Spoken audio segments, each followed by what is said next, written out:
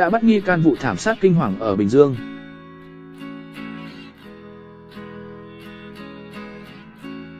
Vì nghĩ con gái của bà Cúc coi thường mình, sau khi đánh bạc thua hết tiền, gã hàng xóm xách 3 con dao và mã tấu đột nhập vào nhà bà Cúc sát hại 3 người.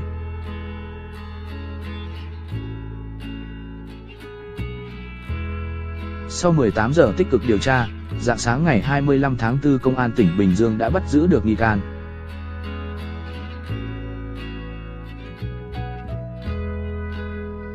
Gây ra vụ thảm sát tại một ngôi nhà thuộc khu phố Tân Ba, phường Thái Hòa, thị xã Tân Uyên, Bình Dương.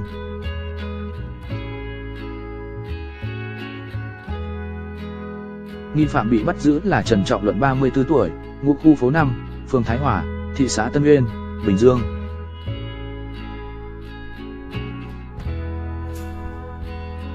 Thông tin ban đầu được biết, Luận là hàng xóm của bà Cúc.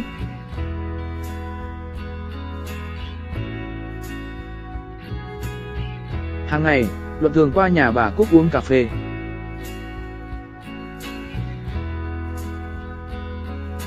Qua cách nói chuyện, Luận tự cảm thấy chị N,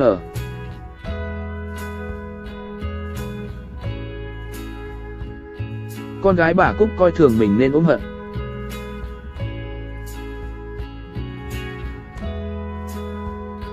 Ngày 23 tháng 4, sau khi bị thua hết tiền do đánh bạc, Luận nảy sinh ý định tự tử. Lúc này, Luận nhớ đến chị N nên đến nhà gây ra thảm án.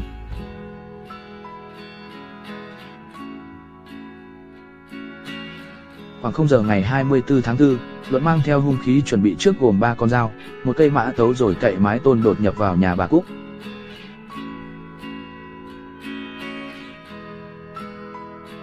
Lúc này, bà Cúc thức dậy, thấy vậy Luận lao tới dùng mã tấu chém bà Cúc chết tại chỗ và tiếp tục ra tay sát hại chị N và cháu NG.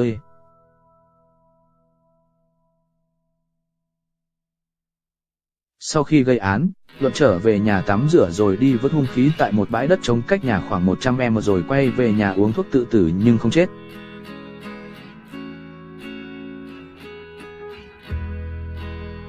Qua thu thập chứng cứ, xác minh đối tượng, cơ quan điều tra mời Luận lên làm việc.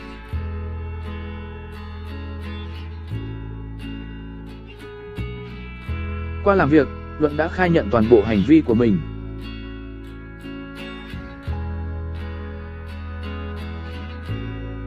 Cơ quan điều tra cũng đã thu giữ hung khí gây án.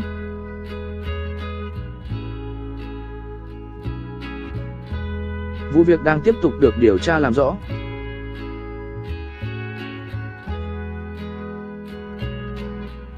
Vụ án mạng kinh hoàng xảy ra vào khoảng 2 giờ ngày 24 tháng 4 tại khu phố Tân Ba, phường Thái Hòa, thị xã Tân Uyên, Bình Dương.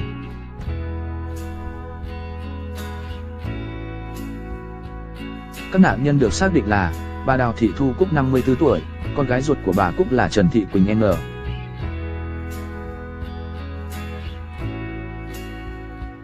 17 tuổi và người cháu ngoại là bé gái Nguyễn Thị Bảo N, 8 tuổi.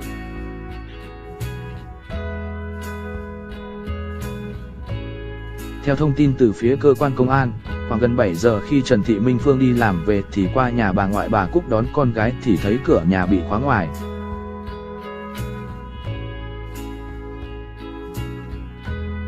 Gọi mãi không thấy động tĩnh gì, nhìn qua cánh cửa thì phát hiện người con gái nằm bất động.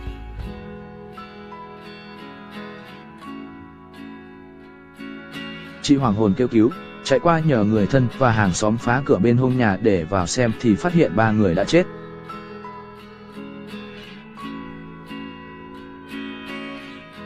Tại hiện trường, bé gái Nguyễn Thị Bảo N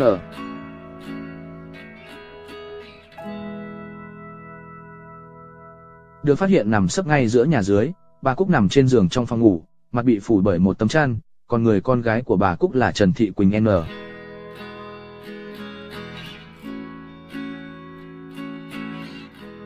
thì nằm chết ở hành lang lối đi giữa nhà trên và nhà dưới.